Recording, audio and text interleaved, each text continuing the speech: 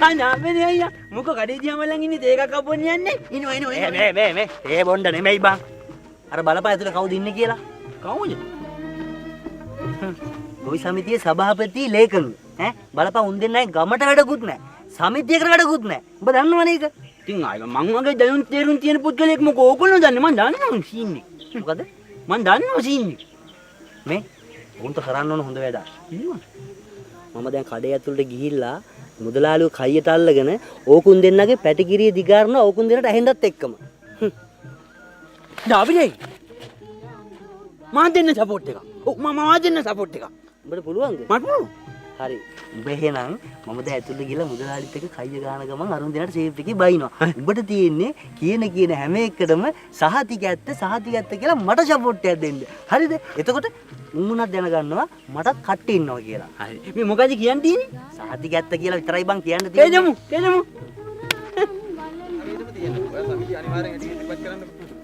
මුදලාලේ සහතික ඇත්ත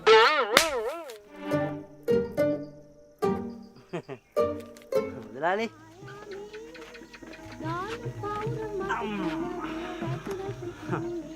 මුදලාලි අපිට දාන්නකෝ ප්ලේන් දෙක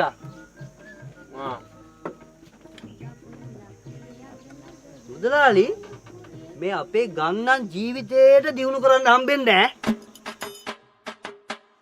ඒ මොකයි ඔබ එහෙම කියන්නේ නැති ගමක් දියුණු කරනවා නම් සමිති සමාගම් ටික හරියට තියෙන්න එපයි ඈ ඉතින් ඒව නැතුව කොහොමද ගමක් දියුණු කරන්නේ අනිත් එක දැන් මේ සමිති සමාගම් වල නිලධාරීන්ට ගමේ ඉන්න හොරු ටික ඔක්කොම එකතු වෙලා එතනට ගිහුවාම ගමක් දියුණු කරන්න බෑ කීයටවත් ඒක නම් හැබෑව ඈ හැබැයි දෙයින කියලා උන්ගේ පවුල් ටික නම් හොද්දට දිනුනෙලා හොද්දට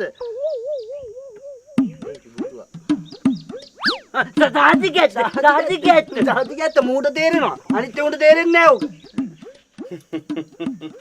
උඹ දැන් ඔය කාට වඩින්නද කියන්නේ කාටවත් වදින්න නෙමෙයි මුදලාලි මම මේ කතා කරන්නේ පොදුවේ සාතිකැත්ත මේ ගමට වෙලා තියෙන දේ ගැන සාතිකැත්ත ගමේ සමිති වලින් කරන්නේ සාතිකැත්ත මිනිස්සුන්ගේ සල්ලි ටික හූරා ගන්න එක. සාතිකැත්ත අනික මුදලාලි ගමේ ඉන්නේ අහිංසක දුප්පත් මිනිස්සු ටික. සහතිකැත්ත